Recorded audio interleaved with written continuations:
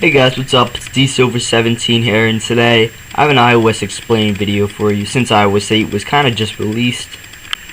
So, iOS was kind of first released in 2007 when iOS 1 came out for the original iPhone. It was kind of bland to today's standards, but then again, it was very revolutionary because this was all new back then.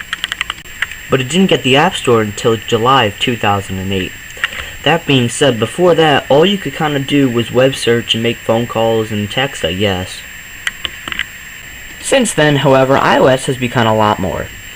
Now with iOS 8, before iOS 7, previous iOS 6, 5, 4, 3, etc.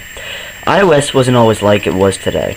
iOS came a long way from what it was, all the way back from 2007. iOS 4 was the first major update to kind of overhaul and kind of set apart the old iOS from the new iOS.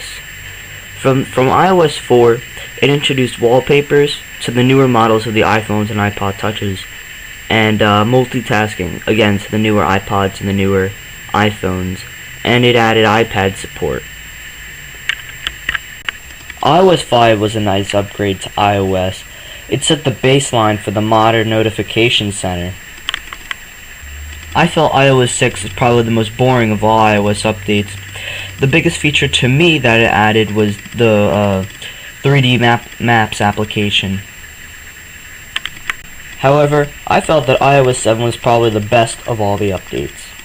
It kind of changed the style of the phone, and some people may not have liked it, but I was one of the people who didn't like it at first, but then came accustomed to it that it was gonna stay and there was really no changing it.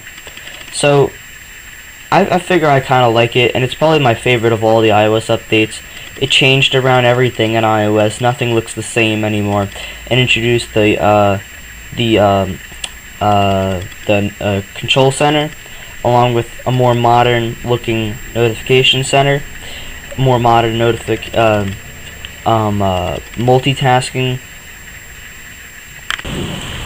But all that led us to where we are today. Right now, my iPhone 5S is running iOS 8, and I can tell you right now, it's a solid upgrade from iOS 7. I have to admit, though, it did slow down my iPhone a little bit, but nothing substantial. In my opinion, I do like all the new features that iOS 8 added, but I felt it could have been a little better. For an example, I think they should have some live widgets on the home screen, but that would probably not come. But what they did add was widgets in the notification center. You scroll down, and you hit edit, and you can select the notifications that you want to be in your notification center. Another thing they added, they kind of redesigned this control center. It kind of just, the colors are just kind of switched around. Actually, no new colors, I don't really think. Also, now the camera app has been a little switched around. It now includes a timer and a bunch of other photo editing options. Also, you can preload custom photo editing options you can find on the App Store. Another thing I really like about iOS 8 is how there can be custom keyboards. Yeah, I know, Apple pretty much nailed it right now with the keyboard, but if you really don't like it, you can kind of switch, and you can get a bunch of third-party keyboards. For an example, here I have Swipe. This is a free keyboard I downloaded from the App Store, and you can type out a bunch of words just like that. Also, now there's a lot more sharing options with iOS 8. You can take almost any picture and share it on nearly anywhere. So, for an example here, I'm just going to go and I'm going to share this on Snapchat. And I can do this because of iOS 8 and because I have Snapchat downloaded. And you can hit more here, and you can get a whole bunch of sharing options there. In conclusion, iOS 8 isn't perfect. It still has some flaws, I'll say. But from a perspective of where we are now, this is definitely a step in the right direction. I think we're getting there. Is it an upgrade? I mean, yeah, I say why not?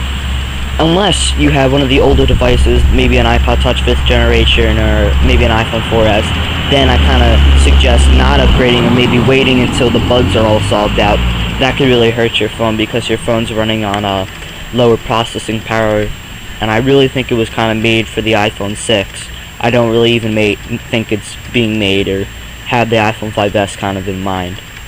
As always, guys, thumbs up, like, comment, subscribe, And hit that like button if you guys want to see some more iOS 8 content, maybe an iPhone 6 review coming soon, iPhone 6 first impressions.